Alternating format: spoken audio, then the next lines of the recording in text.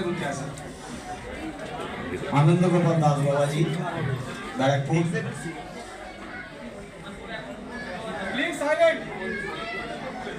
আমাদের আগের যে অ্যাচিভমেন্ট ছিল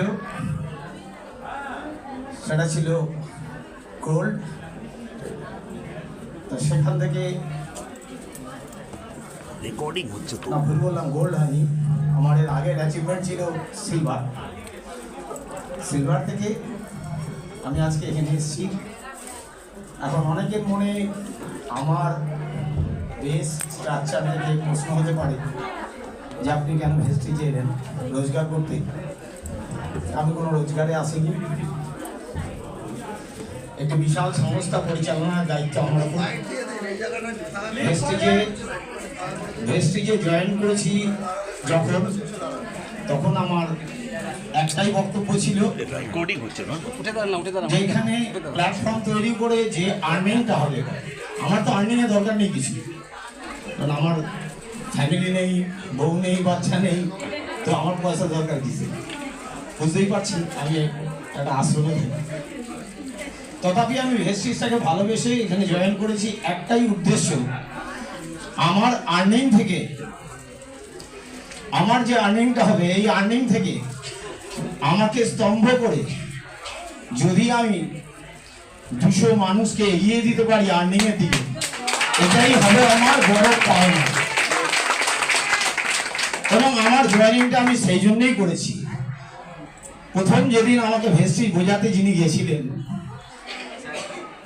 তেনাকে যিনি নিয়ে গেছিলেন, আমাদের এখানে আছেন মিস্টার সমরেশ ভট্টাচার্য, সমরেশ ভট্টাচার্য স্যার আশ্রমে গেছিলেন। উনি প্রথম দিন গিয়েই কিন্তু একটু শক হয়ে গেছিলেন, কারেন্ট খেয়েছিলেন।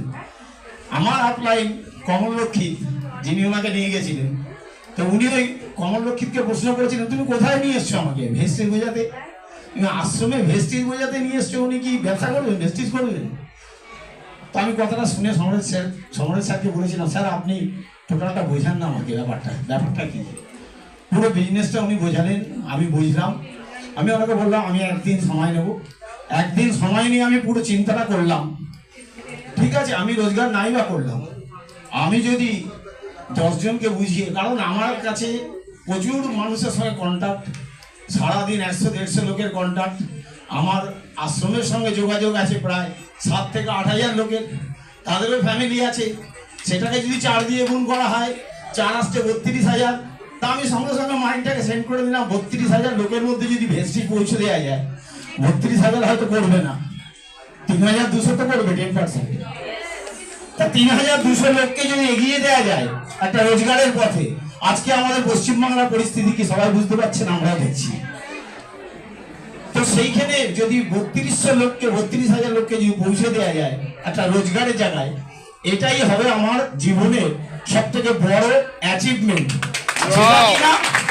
আমার ভেতরের স্যাটিসফ্যাকশন যে আমি কোনো ব্যক্তির জন্য, কোনো মানুষের জন্য কিছু করতে পেরেছি। সর্বশেষ সময় নেব না, অনেক লোক রয়েছেন, সর্বশেষ বলছি, ভেস্টিজ থেকে যে আর্নিংটা আমার আসে, আমি একটি পয়সা তো হাত দিই না। সমস্ত জিনিসটা, টাকাটা যে সমস্ত মানুষরা প্রোডাক্ট কিনতে পারে না, ওষুধ কিনতে পারে না, তাদেরকে সাপ্লিমেন্ট দিয়ে ওই টাকা আমি সেখানে খরচা করি। নমস্কার, থ্যাংক ইউ। আর এই ভিডিও যদি আপনার ভালো লাগে তাহলে অনেক অনেক শেয়ার করুন। আর আপনি যদি নতুন হন তাহলে অবশ্যই সাবস্ক্রাইব করে রাখুন। যখনই নতুন ভিডিও আমি আপলোড করব আপনার কাছে সবার আগে পৌঁছে যাবে। Thank you very much, wish you wealth, ভালো থাকবেন।